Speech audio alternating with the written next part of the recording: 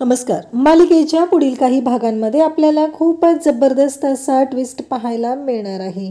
कारण इकडे अर्जुन, सायली हे जेव्हा आता घरी आलेले असतात, त्यांनी औषध आणलेले असतात. सायलीला जेव्हा ही गोष्ट कळते तेव्हा सायली मात्र डॉक्टरांना फोन करते. मग डॉक्टर श्रद्धा म्हणतात की मी घरी येते आणि एकदा बघून घेते नक्की काय झालेलं आहे. असं म्हणत डॉक्टर श्रद्धा घरी आलेले असतात.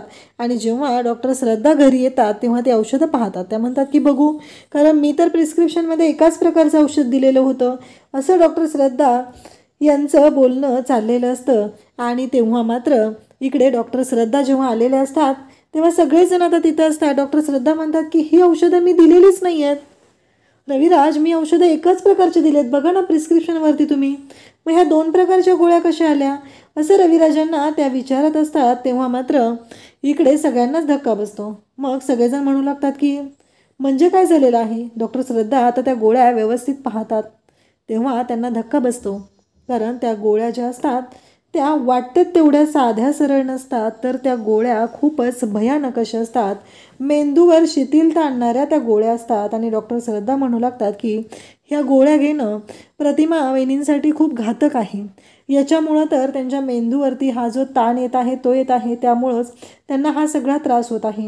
हे ऐकल्यानंतर मात्र आता धक्का बसलेला असतो. अर्जुन म्हणतो काय.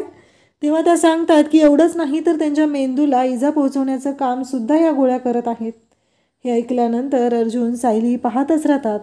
त्या दोघांनाही धक्का बसलेला असतो की हे सगळं का होतंय, म्हणजे या सगळ्यामागं काय कारण आहे, हा प्रश्न पडलेला असतो. तेव्हा मात्र डॉक्टर श्रद्धा सांगत असतात की नाही माहिती, पण तुम्ही ही औषधं का दिलीत, हा डॉक्टर श्रद्धांचा प्रश्न असतो. डॉक्टर श्रद्धा जेव्हा या गोष्टींचा विचार करत असतात तेव्हा रविराज सगळेजण तिथं असतात. मग डॉक्टर श्रद्धा म्हणतात की ह्या गोळ्या प्रतिमा वहिनींना अजिबात द्यायच्या नाहीत. इथून पुढे व्यवस्थित काळजी घ्यायची आहे. जोपर्यंत मला दाखवलं जात नाही तोपर्यंत कोणत्याही गोळ्या त्यांना द्यायच्या नाहीत, हे सगळं ठणकावून सांगितलेलं असतं. मग रविराजांना सगळे विचारू लागतात की हे सगळं काय झालंय. तेव्हा रविराज सांगू लागतात की प्रतिमाच्या गोळ्यांची जबाबदारी तन्वीनं घेतलेली होती आणि तन्वीच आणून देत होती ह्या गोळ्या. तो जो केमिस्टवाला आहे त्यालासुद्धा तन्वीनंच सांगितलेलं होतं, त्यामुळं तर तिथून ह्या गोळ्या येत होत्या ना. हे ऐकल्यानंतर मात्र आता सगळ्यांना धक्का बसतो. अर्जुन आणि सायली या दोघांनाही इतका राग आलेला असतो. त्या क्षणी सायली निघते आणि तडक इथे प्रियाकडे येते. प्रिया सिटी हॉस्पिटलमध्ये ॲडमिट असते. प्रियाबद्दल ही गोष्ट सायलीला माहिती असते. मग सायली डिरेक्टली तिथं आलेली असते आणि सायली प्रियाला जाब विचारू लागते. ती प्रियाला म्हणत असते काय चाललंय तुझं, कसली औषधं तू दिलेत प्रतिमात त्यांना, का अशा गोळ्या दिलेत ज्यामुळे त्यांना त्रास होणार आहे, असं म्हणत सायली इकडे जाब विचारत असते. तेव्हा मात्र प्रियाला कळायचं बंद झालेलं असतं. प्रिया विचार करू लागते की हे सगळं काय आहे. आणि मग सायलीने तिला चांगलं ठणकावलेलं असतं. सायलीला रागच इतका आलेला असतो की ह्या सगळ्या गोळ्यांमुळं जर आपल्या प्रतिमात्यांची तब्येत बिघडत असेल तर या गोळ्या त्यांना का देण्यात याव्या, एवढं साधं सोपं सरळ सायलीचं म्हणणं असतं. आणि त्या गोळ्या त्यांना का दिल्या जात आहेत याबद्दल ती बोलत असते. इकडे अश्विनच्या हाती जी गोष्ट लागणार असते ती मात्र खूप भयानक असते. ती म्हणजेच प्रियाच्या मोबाईलमधला एक व्हिडिओ. ते आपल्याला पुढे पाहायला मिळणार आहे. कोणता व्हिडिओ लागणार आहे, अश्विनच्या समोर आता सत्य कसं येणार आहे. अश्विनला जेव्हा आता कळतं की प्रियाने प्रतिमात्यांना गोळ्या दिलेल्या आहेत, यावरती हा जो मूर्ख अश्विन असतो तो मात्र अजिबात विश्वास ठेवत नाही प्रेक्षकांनो. कारण त्याला माहिती आहे की प्रिया माझी असं वागू शकत नाही, म्हणजे माझी तन्वी असं वागू शकत नाही आहे, का माझी तन्वी अशी वागेल, असं त्याचं म्हणणं असतं. आणि जेव्हा अश्विन त्या गोळ्या पाहतो आणि त्या गोळ्या केमिस्टवाल्याने दिलेल्या आहेत तरीसुद्धा अश्विन म्हणत असतो की हे सगळं मी नाही केलेलं, कारण माझी तन्वी असं वागू शकत नाही, हे मला माहिती आहे, हे सगळं तुमच्यामुळेच झालेलं असणार आहे, या सगळ्याला तुम्हीच जबाबदार असणार आहात, असं म्हणत अश्विन इथे सगळ्यांना जबाबदार धरू लागतो. इकडे प्रिया हॉस्पिटलमध्ये असते. एवढं सगळं करून पण अश्विनच्या अंगातली मस्ती काही कमी होत नसते आणि त्यावरतीही प्रिया भैताड ही तेवढीच आघाव असते. त्याच वेळी इकडे पाहायला मिळतं ते म्हणजे अश्विन आता म्हणत असतो की ठीक आहे, कारण जर प्रियाला तुमच्याकडून डबा दिला जाणार नसेल तर माझी मी पाहतो काय करायचं आहे ते, असं म्हणत अश्विन आता डबा घेऊन निघालेला असतो. बाहेरून घरगुती जेवण घेतो आणि तो प्रियासाठी जात असतो. म्हणजे आता प्रतिमात्याच्या बाबतीत प्रतिमात्याला जी औषधं दिलेली आहेत त्या बाबतीत चुकीचं घडत आहे हे सुद्धा अश्विनला काहीही वाटत नाही. त्याचं असं म्हणणं आहे की हे सगळं सायलीनंच केलं असेल आणि माझ्या बायकोवरती नाव आणलं असेल असं त्याचं म्हणणं असतं. आणि त्याचबरोबर इकडे प्रतिमा त्याचबरोबर रविराज सगळे टेन्शनमध्ये असतात. कारण हे घडलेलं जे असतं ते भयानक असं असतं, याचा परिणाम खूप वाईट होऊ शकतो. या सगळ्या गोष्टी माहिती असतात, कारण प्रतिमाचा मेंदू चालायचा बंद होण्यापर्यंत गोष्टी गेलेल्या आहेत. आणि तरीही जर या अश्विनला प्रियाचीच बाजू घ्यायची असेल तर मात्र खूप अवघड आहे हे लक्षात आलेलं असतं. त्यासोबतच इकडे आपल्याला पाहायला मिळतं ते म्हणजेच की प्रतिमा आता विचार करायला लागलेली असते. रविराजांच्या डोक्यातून सुद्धा विचार जात नसतात. रविराज म्हणत असतात की काय होऊन बसलं हे सगळं, या सगळ्यातून कसा मार्ग काढायचा आहे हा प्रश्न रविराजांना सुद्धा पडलेला असतो. त्यासोबतच इकडे रविराज म्हणू लागतात की अर्जुन, सायली, प्रतिमावरती एवढा मोठा आघात झालेला आहे, एवढं सगळं घडत आहे आणि प्रतिमा या सगळ्यामध्ये पूर्णपणे अडकली जात आहे. या सगळ्याला जबाबदार कोण आहे, काय करायचं आहे, हे सगळं तन्वीमुळे झालेलं आहे. तन्वी हे सगळं करत होती, तन्वीने गोळ्यांची जबाबदारी घेतलेली प्रतिमाच्या. आणि इकडे आता प्रियाकडे अश्विन येतो आणि तिला विचारू लागतो की घरी आता नवीनच कांड सुरू झालेलं आहे, कारण तुझ्यावरती वेगवेगळे आरोप केले जात आहेत. हे ऐकल्यानंतर प्रिया म्हणत असते, म्हणजे आता माझ्यावरती कसले आरोप केले जात आहेत असं प्रिया विचारू लागते. तेव्हा तो म्हणतो की प्रतिमात्याला ज्या गोळ्या दिल्या जात होत्या ना, त्या गोळ्यांनी प्रतिमात्याला त्रास होत आहे आणि त्या गोळ्या तू दिल्या होत्या असं सगळ्यांच्या समोर आलेलं आहे. तेव्हा प्रिया म्हणते, बघितलं का अश्विन, अजूनही माझ्यावरतीच असे आरोप केले जात आहेत. मी काही केलेलं नाही आहे रे अश्विन, मी काही केलेलं नाही आहे असं ती रडू लागते. तेव्हा अश्विन म्हणतो की मला खात्री आहे हे तू काहीही केलेलं नाही, तुला या सगळ्यामध्ये अडकवलं जातं हे मला माहिती आहे असं अश्विन बोलत असतो. तेव्हा मात्र प्रिया म्हणत असते, बरोबर आहे अश्विन, मी खरंच सांगते, मी काहीच केलं नाही आहे, मी कोणाला त्रासही दिलेला नाही आहे, कोणाच्या बाबतीत मी काहीही चुकीचं केलेलं नाही. आणि मला सांग, प्रतिमात्या तुमची प्रतिमात्या आहे पण ती माझी आई आहे ना, मग मी माझ्या आईला त्रास का देऊ असं सगळं बोलणं चाललेलं असतं. आणि त्याचबरोबर इकडे प्रिया म्हणत असते की बघितलं का अश्विन, हे सगळं माझ्या विरोधात चाललेलं आहे, कारण एवढं सगळं झालेलं आहे तरीही ही सायली काही थांबत नाही आहे, कारण ती माझ्या विरोधात कारस्थान करतच राहते आणि माझं घरातलं कोणच ऐकून घेणार नाही आहे. माझ्या स्वतःच्या हक्काचे आईबाबा होते ते सुद्धा आता माझे राहिलेले नाहीत असं सगळं प्रियाचं बोलणं चाललेलं असतं.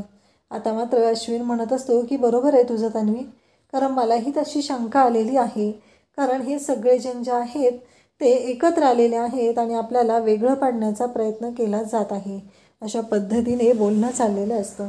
त्यासोबतच अश्विनला प्रिया म्हणत असते, पण अश्विन आता आपण काय करायचं, या सगळ्यातून कसा मार्ग काढायचा आहे असं प्रिया इकडे अश्विनला विचारते. अश्विन म्हणतो की काळजी करू नको तन्वी, मी आहे ना तुझ्यासोबत, मग अजिबात काळजी करायची गरज नाही, कारण हे सत्य समोर तर येणारच आहे आणि त्याचबरोबर सत्य कधीही लपून राहत नाही, कारण तू खरी आहे, तू सगळ्यांना जीव लावणारी आहे, त्यामुळं माझी तन्वी कधी चुकू शकत नाही.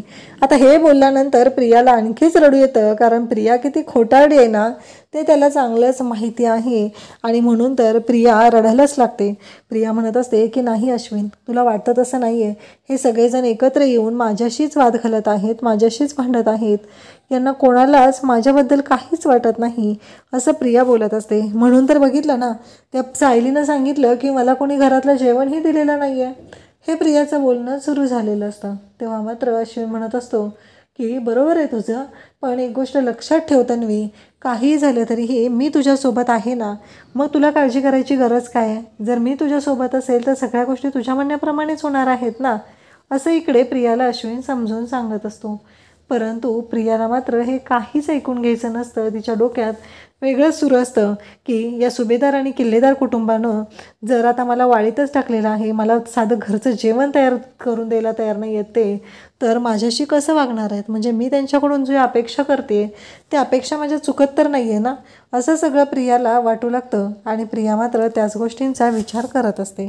त्यासोबतच रडायचं नाटक, म्हणजे तिनं रडायला लागली की अश्विन पागळतो, ही गोष्ट तिला चांगलीच माहिती आहे, म्हणून तर तिने प्रत्येक वेळेस रडायचं नाटक करत असते.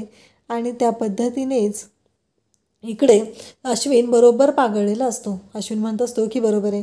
प्रिया म्हणते की अश्विन, माझं एक काम करशील का रे, की माझा ना मोबाईल आहे ना, तो जेलमध्ये जेव्हा मी गेले ना तेव्हा त्यांनी काढून घेतलेलं आहे माझं साहित्य, त्यामध्ये माझा मोबाईल आहे, तो तेवढा आणून देशील का रे मला असं ती बोलत असते. तेव्हा तो म्हणत असतो, अगं पण तन्वी बघायला लागेल ना, कसं पॉसिबल होतं आहे? जर नाही जमलं तर मी नाही आणू शकणार तो मोबाईल.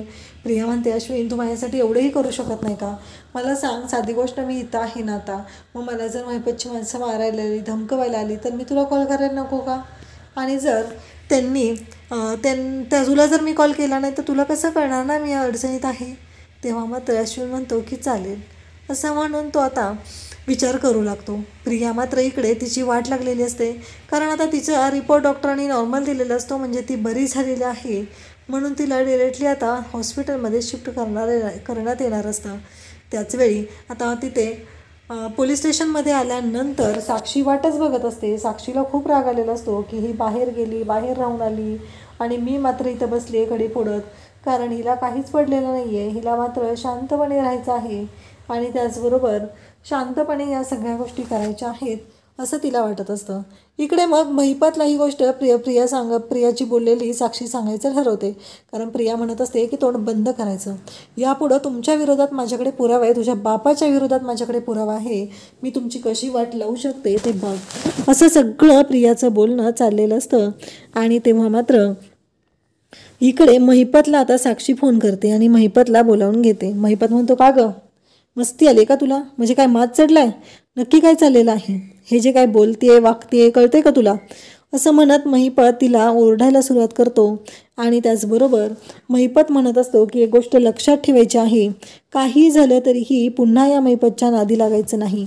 या महिपतशी पंगा घेणं खूप महागात पडणार आहे, अशा पद्धतीने महिपत बोलत असतो. प्रिया मात्र शांतपणे तिथं बसलेली असते. प्रिया म्हणत असते की मला तो व्हिडिओ मिळालेला आहे, कारण प्रियाला माहिती आहे तिच्या मोबाईलमध्ये तो व्हिडिओ आहे आणि त्या व्हिडिओवरून आपण यांना चांगलंच ब्लॅकमेल करू शकतो. ही गोष्ट मात्र प्रियाला चांगलीच माहिती आहे आणि त्यामुळंच प्रियाने आता ठरवलेलं असतं की काहीही झालं तरीही मी आता शांत राहणार नाही. आणि म्हणूनच प्रियाने हा सगळा कांगावा सुरू केलेला होता आणि प्रियाने ठरवलेलं असतं मनाशी की मी आता शांत राहणार नाही, या सगळ्या गोष्टी ज्या आहेत ना त्या समोर येणारच आहेत. मग आता प्रियाला जेलमध्ये शिफ्ट केलं जातं, तिला बरं वाटत असतं. आणि त्यासोबतच इकडे पाहायला मिळतं ते म्हणजे की प्रियाला जेलमध्ये शिफ्ट केले आणि याबद्दल अश्विनला काहीच कल्पना नसते. अश्विन मात्र शांतपणे असतो. अश्विन म्हणत असतो की नक्की काय झालं असेल, कुठं असेल तन्वी? तिला तिथे गेल्यावर कळतं त्याला की तन्वीला इकडे जेलमध्ये शिफ्ट केलेलं आहे. तेव्हा मग अश्विन तन्वीच्या शोधात येतो. तिथं आल्यानंतर तो विचारतो, तेव्हा तिथले डॉक्टर नर्सेस सगळेजण तिथं असतात. ते सांगू लागतात की हो, त्यांची तब्येत आता स्टेबल होत होती, त्यामुळं आम्ही त्यांना इकडे शिफ्ट करण्याचा निर्णय घेतलेला आहे, कारण ज्या गोष्टी घडलेल्या होत्या त्या इतके दिवस ठेवायची काहीच गरज नव्हती, कारण आता त्या बऱ्या झालेल्या आहेत, त्यांचा विकनेसही कमी झालेला आहे. हे सगळं बोलणं चाललेलं असतं. तेव्हा मात्र आता इकडे अश्विन म्हणतो की ठीक आहे. मग अश्विन तो मोबाईल घेतो आणि घरी येतो. रविराजला तो म्हणत असतो की तुम्हाला काहीच फरक पडणार नाही आहे, कारण तुम्हाला कुठल्याच गोष्टीने काहीच फरक पडत नाही. मी कुठल्या परिस्थितीतनं जातो आहे, माझ्या बाबतीत काय घडतं आहे हे मला माहिती आहे. तुम्हाला काय फरक पडणार आहे त्या गोष्टीनं? तुम्ही कसे का असे ना, तुम्ही खुश आहात ना, असं सगळं अश्विनचं बोलणं चाललेलं असतं. तो चुकीच्या पद्धतीने वागत असतो, चुकीच्या पद्धतीने तो बोलत असतो, कारण त्याला जराही काही वाटत नसतं. इकडं रविराज तिथे येतात आणि रविराज म्हणतात, अश्विन काय चाललंय तुझं? तू ज्या पद्धतीने बोलतो वागतो हे योग्य आहे का? कारण आमचा अश्विन असं नाही आहे. तेव्हा रविराजला तो म्हणतो की मग तुम्ही काय योग्य आहात का? तुमची मुलगी तिथे जेलमध्ये अगदी त्रासून गेलेली आहे आणि तुम्ही मात्र घरी बसून तिची साधी चौकशीसुद्धा करू शकत नाही. तेव्हा मात्र रविराज म्हणतात की हे बघ अश्विन, आमचं आणि त्या साबणाचं कुठलंही कंपॅरिझन होऊ शकत नाही, कारण काहीही झालं तरीही इकडे तो म्हणत असतो की मला नाही वाटत तन्वीने हे सगळं केलेलं आहे, कोणाच्या तरी दबावात खाली केलं आहे. त्यानंतर रविराज म्हणतात की ठीक आहे अश्विन, मी मदत करायला तयार आहे. मग अश्विन म्हणतो की सिनियर काका, रविराज काका, मला काही गोष्टी समजलेल्या आहेत तर त्या मी तुम्हाला सांगू इच्छितो. असं म्हटल्याबरोबर इकडे आता मोठा धक्का बसलेला असतो आणि त्याचबरोबर सगळेजण पाहत असतात की आता काय करायचं, हा मोठा प्रश्न उभा राहिलेला असतो. आणि मग अश्विन तो मोबाईल आहे तो रविराजला देतात. रविराज म्हणतात की हा मोबाईल कोणाचा आहे? तो म्हणतो की तन्वीचा आहे ना, तन्वीला मोबाईल हवा आहे, कारण तन्वीला तिथे तिच्या जीवाला भीती वाटत आहे, तिला धमकी दिली जात आहे. तेव्हा रविराज म्हणतात की कोण धमकी देते? तेव्हा मात्र इकडे अश्विन सांगू लागतो की आता महिपतशिवाय दुसरं कोण असणार आहे धमकी देणारं, कारण तोच हे सगळं करू शकतो. असं बोलणं चाललेलं असतं. आणि तेव्हा मात्र इकडे आता मोबाईल अनलॉक होतो आणि अश्विनला धक्का बसतो. अश्विन म्हणतो की रविराज काका, हे बघ काय आहे मोबाईलमध्ये. असं सांगितल्याबरोबर इकडे आता सगळेजण पाहू लागतात की हे सगळं काय घडतंय, कारण काहीही झालं तरीही अशा पद्धतीनं गोष्टी घडतील असं कोणाला स्वप्नातही वाटलेलं नव्हतं. मग हे सगळं काय आहे हा प्रश्न उभा राहतो आणि त्याच्यामध्ये तो व्हिडिओ असतो, तो व्हिडिओ प्ले होतो ज्याच्यामध्ये प्रियाने सांगितलेलं असतं की मी खरी तन्वी नाही आणि त्याचबरोबर मला महिपतने आणि नागराजने मिळून इथे ठेवलेला आहे, म्हणजे खोटी तन्वी मी आहे, खरी तन्वी बनवून ठेवलेलं आहे. त्यांनी मला वाचायला दिलेलं होतं तन्वी कशी असायची काय या सगळ्या गोष्टी सांगितलेल्या. इवन काही दिवसांपूर्वी आपल्या घरामध्ये जे प्रकरण झालं त्यामध्ये सुद्धा मला सगळी माहिती मिळालेली होती. हे सगळं जेव्हा घडत असतं तेव्हा मात्र इकडे रविराज म्हणत असतात की हे सगळं काय आहे.